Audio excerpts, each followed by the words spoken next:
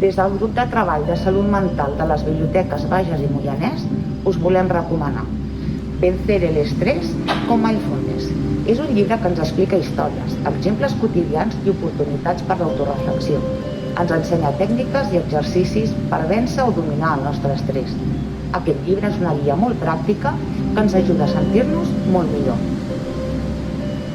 L'autor de Vencer el estrés con mindfulness, Shamash Alidina, és un apassionat del mindfulness i de la meditació.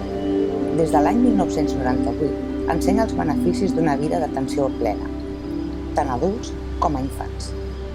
El mindfulness es pot definir senzillament com la capacitat de prestar atenció de manera conscient a l'experiència del moment present, amb interès, curiositat i acceptació.